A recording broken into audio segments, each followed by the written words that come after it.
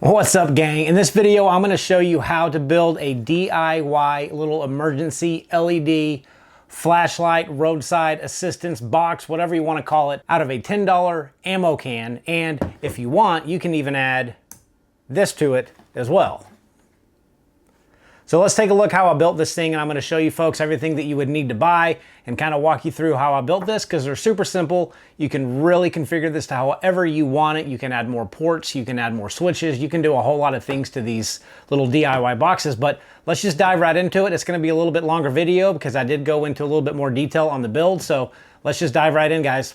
Okay, so this is kind of the starting point for items that you're gonna need to build this. These boxes are incredibly versatile. You can build them however you want, but with this just being mainly used for my LED strobe lights, I'm not gonna add a whole lot of gadgets. This is an example of one you can build. I did a whole bunch of stuff on this one. I've got 4 switches up top. I've got my voltmeter. It's got all kinds of lights on it. You can really get involved with these boxes. Got a couple of USB ports up top. Got an onboard charger. So there's a lot of different ways you can build these boxes. For this scenario though, I'm gonna kind of try to show you folks the absolute easiest way to build it, and then you can kind of configure it. If you want to build one yourself, you can start adding things all you want. So obviously, first you're gonna need one of these little Plano, or Sheffield makes some good little ammo boxes. Inside, I got a couple of goodies that we're gonna be using. I've got a little 4-post fuse block, a 12-volt cigarette style port, and I might not be adding this, but I do have an SAE charging connection that we're gonna possibly hook up directly to the battery for charging. Of course, I've got all of my strobe lights and a couple of just little button toggle switches. We're gonna use those. I've got some 14 gauge wire here at the shop. You don't really need this thick of wire. These lights only put out about 7 watts.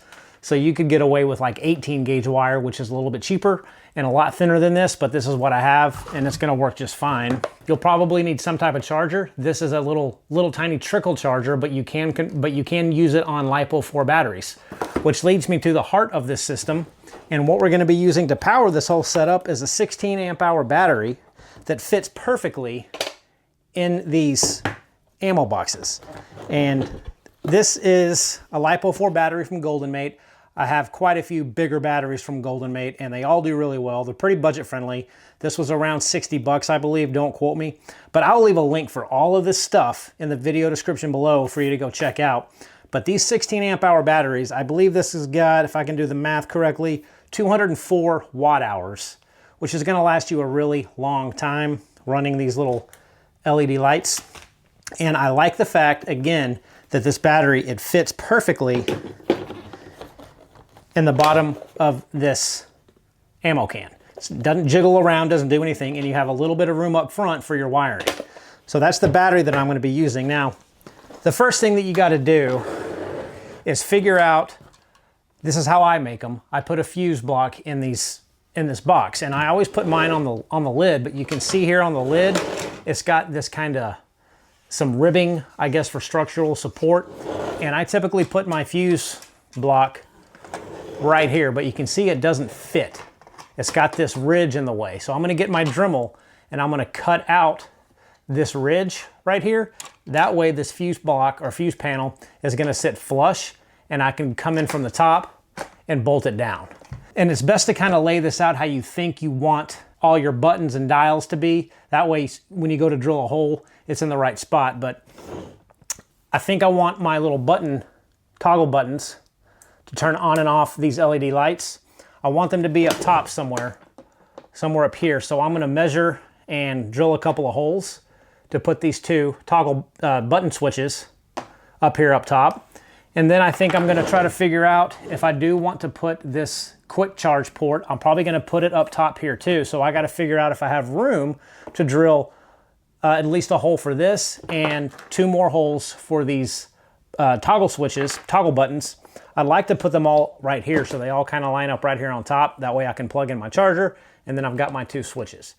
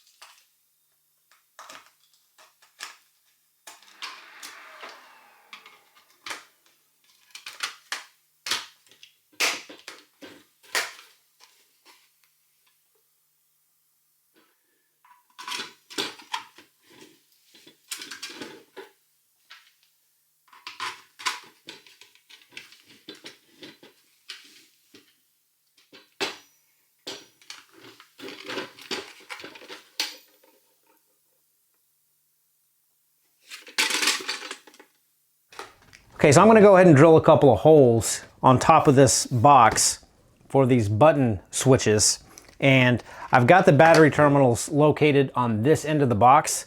So I want my switches to be as close to this hinge as I can, just so there's not a wiring going across unnecessary links. So what I'm gonna do, since I'm only having 2 switches, I don't have to cut out these little ridges in the lid of this box. If you have 4 or 5 buttons, you might have to cut these little braces out, but I think we're okay. So I'm just gonna place one of these little switches. I'm just gonna eyeball it and kind of get it to where I want. Then I'm gonna take this marker and put a hole for where I'm gonna pre-drill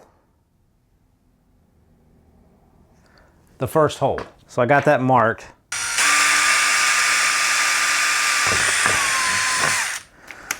Okay, I'm gonna swap this out for a little step bit.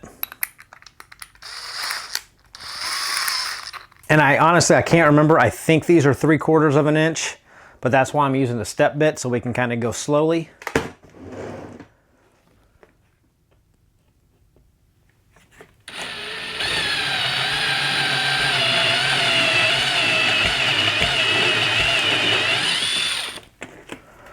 Yeah, that's not nearly big enough.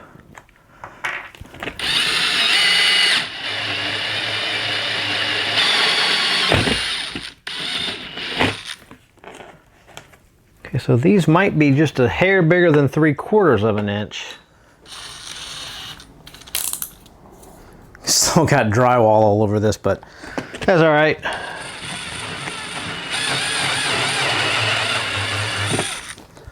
There we go.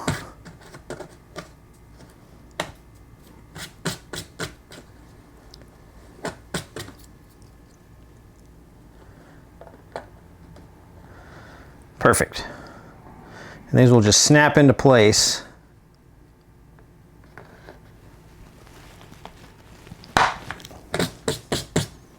Bingo. So now I'm just gonna eyeball it again. You can really take your time and measure these to make sure they're exactly perfect, but I think I can get it pretty close.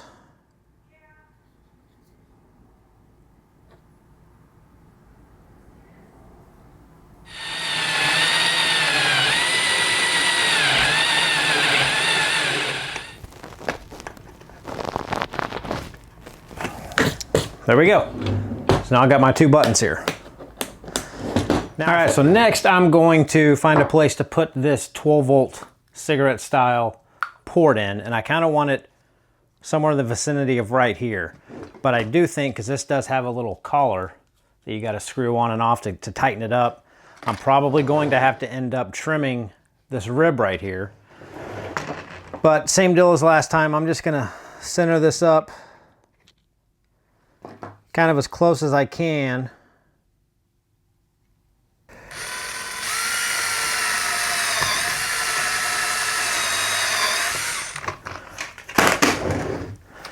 And then I'm going to use an actual hole saw, and this is a 1 1/8 inch hole saw.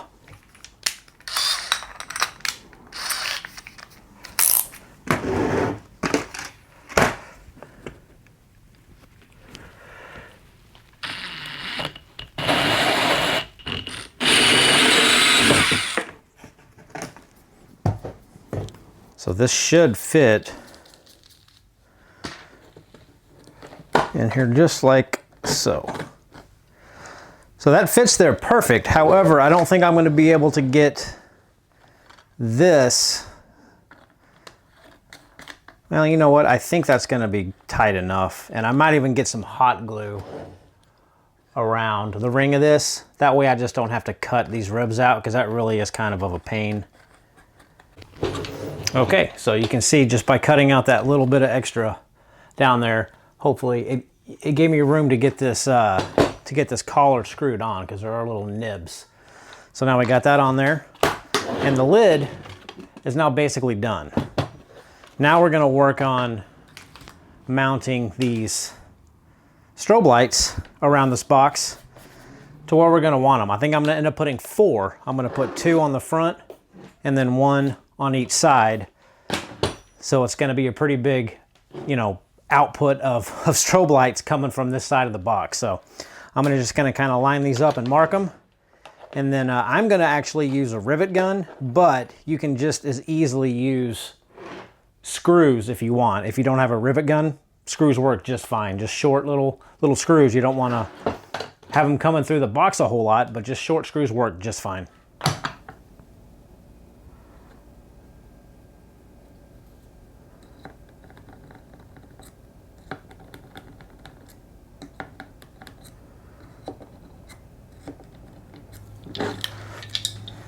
Not a whole lot of room to work down here on the bottom where I mark these holes. It might be hard to see, but these are the smallest strobe lights that I could find, so we're gonna try to make it work.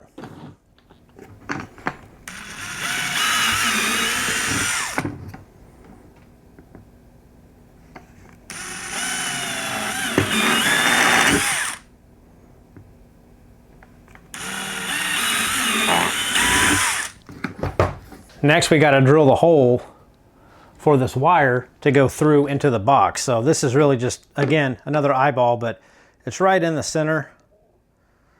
So I'm just going to mark a hole here.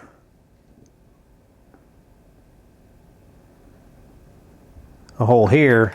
And we're going to use another step bit because you have to get it at least the size of that little nubbin right there to go through this so it sits flush.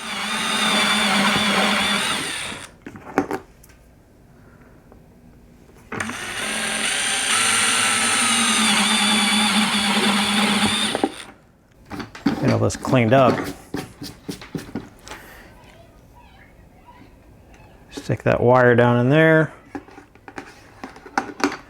And we'll go get some rivets and hopefully get them in there just like so.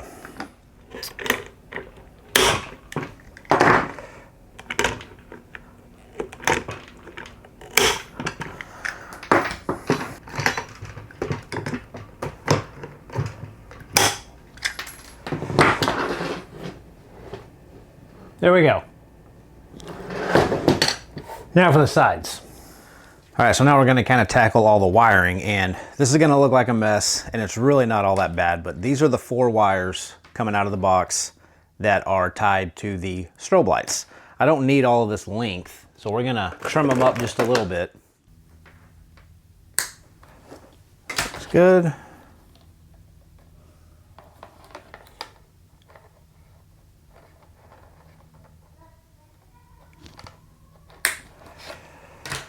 We go, and then we need to strip off this wire to expose the red, black, and yellow wire in here.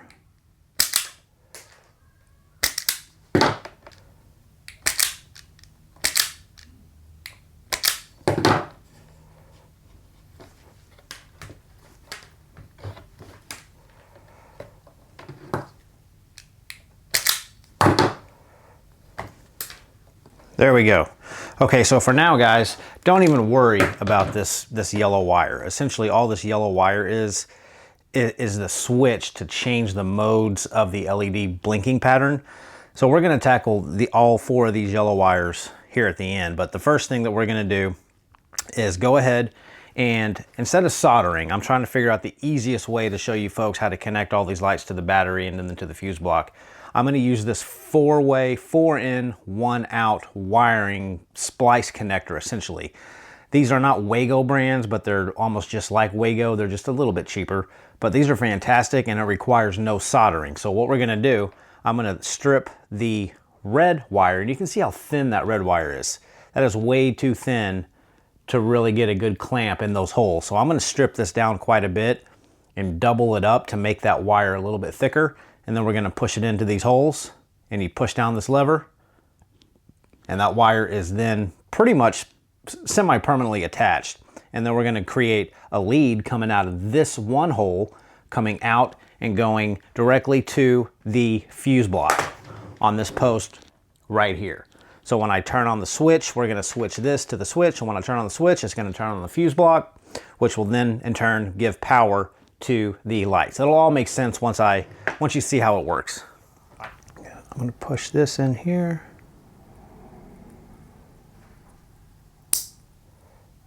There we go. So I'm going to do that for all 3 of these red wires. All right, it looks worse than it really is, guys, but I got 2 of those 4-in-1 connectors. Got all my blacks hooked into one and all of my reds hooked into the other. Again, these yellow wires, we're going to deal with these at the end. But now what I got to do, I got to create a lead with some more red wire, and we're going to measure it from this connector that's got all the red wires. It's going to go into here, and it's going to go up to my fuse block. So I want to give it a little bit of room to stretch, and that should be good. Strip this.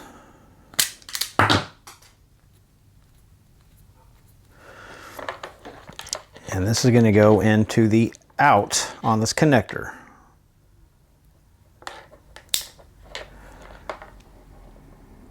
Just like that. But now that we got this lead installed to this connector, we're going to connect it. We're going to install a Spade bit on the end of this, and we're going to use one of these 4 Spade outputs on this fuse block. So first I got to get a female Spade bit, just like that.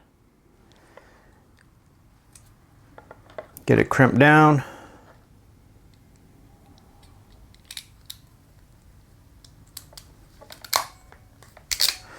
And it doesn't really matter which one you use at this point. We'll just go for this one right here. So now I got all of my LEDs tied into one of the posts on the fuse block. Now what we got to do, we got to connect this switch, one of these switches, to the fuse block to the battery, so that when we turn on the switch, it energizes this fuse block from the battery. So that's pretty simple to do. We're going to have to cut a couple of short little leads from this red wire. So we need one wire coming out of the switch onto the post of this fuse panel. So just a real short little run here.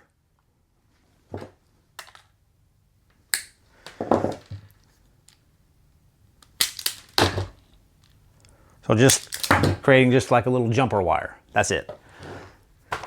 So we're going to need another female Spade bit for one end to attach to the switch.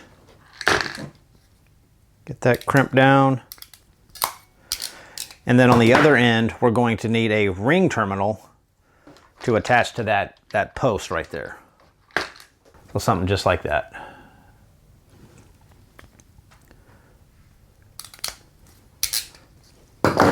Okay, and these switches have 3 little prongs. You got a ground, you got an accessory, and you got a load. In this scenario, we're going to use the middle prong on, it doesn't really matter what switch. Let's go the power switch. Let's make it the first one right here. We're going to attach it to the middle prong. And then we're going to run this little jumper over here. We're going to get our washer put back on, our lock washer, and our nut. Now, on the bottom prong of the switch, we got to create another jumper coming from the switch directly to the positive side on the battery. So it's just the same. We're just going to create a little bit longer of a jumper going from that switch to the battery. So we're going to kind of measure it out by hand.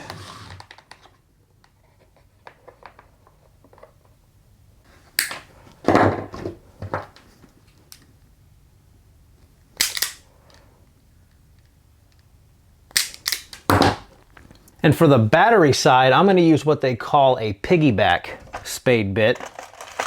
And it just gives you a little bit, it gives you an extra connector up top. So that way, if I want to put on a battery charger with alligator clamps, I can just clamp it up to the top of that, because this end is what's going to slide onto those prongs on the battery.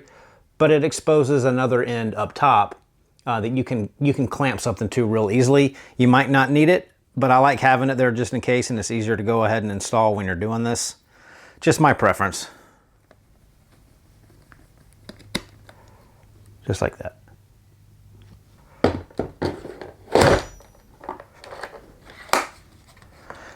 And this is going to go to the bottom prong, not the ground that's a brass color, but the bottom prong on the switch.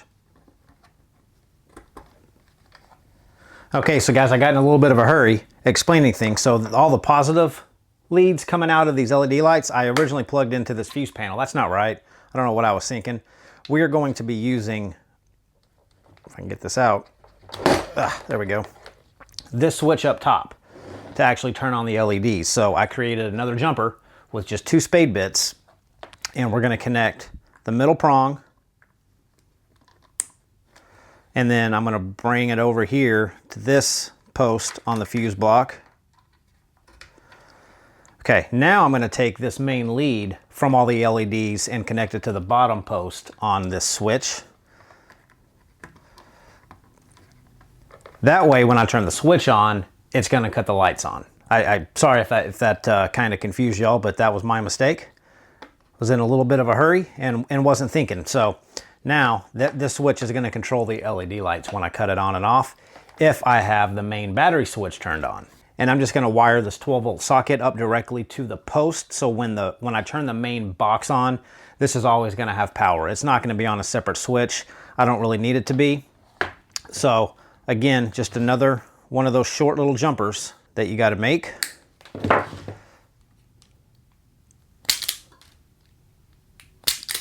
So this is gonna need a spade bit and another ring terminal.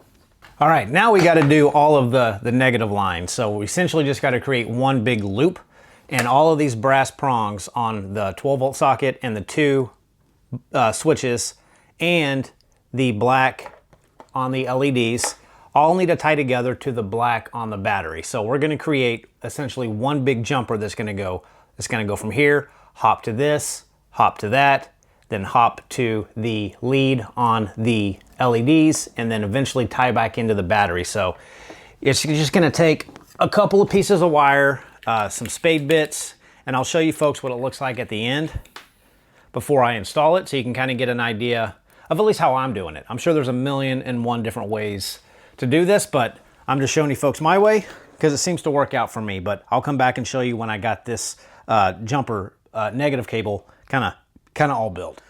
So this is the negative lead, and I'll show you how I'm going to attach it. So the first end is going to go to the 12-volt socket. This is going to go to my first switch. This is going to go to my second switch. And then this guy's going to go down here to the negative end on my battery. Just like so. And now you can see that we've got a red light on the fuse block, and that's because I don't have any fuses installed in here yet. But that still leaves me one more thing I got to do, and that is, I'm kind of changing up the way I was going to do this. I'm going to create one more tiny little jumper coming out of this black 4-in-1 from my negative side of the LEDs and connect it to that piggyback connector on the negative battery as well. So that's pretty easy. All right, so I'm going to take my negative grounds, stick that wire in there, close it down, and then connect this end to the negative end on the battery. And then I'll try to get some of these wires cleaned up so you guys can get a better idea of what exactly is going on. Okay, now I'm going to get a fuse to make sure that this is all working. Okay, this is just a little 5-amp fuse here. Okay, so the way that these yellow wires work is you have to touch the yellow wire to the positive side of the battery, and it acts as a switch, so you can change the way that these things look like when they strobe. So I'm gonna put 2 of them together. I'm gonna make sure I grab these 2 front ones, yellows. I'm gonna put them together and get everything cut on. And you can see when I put these together and I touch the positive side of the battery, these are going to change flashing patterns.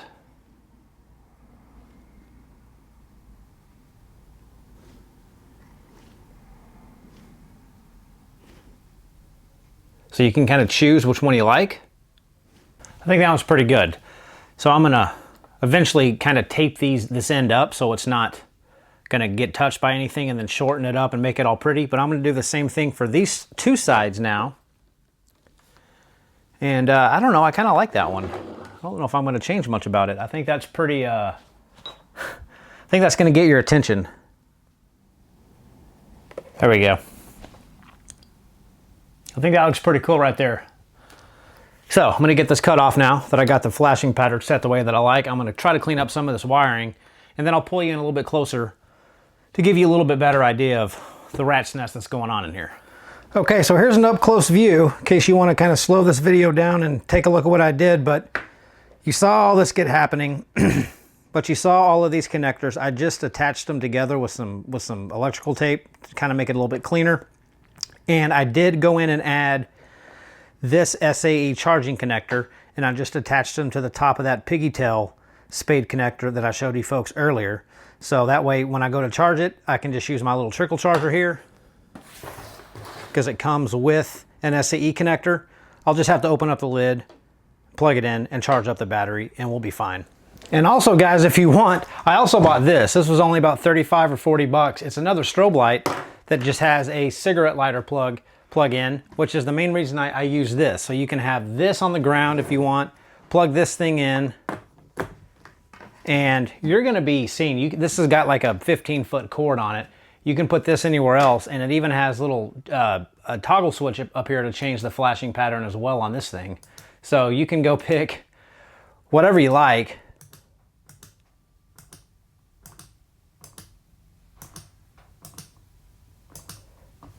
And I think you're gonna be seen if you ever need to be seen at night with this little setup. So I don't know, guys, it was just something fun to build. I'm sure you could go buy something off the shelf that does just as well, but I like tinkering with this sort of stuff. So I will put everything that I use that I can think of in the description below. It all came off of Amazon if you're interested. And if you enjoyed it, guys, let me know. Take care. See you soon.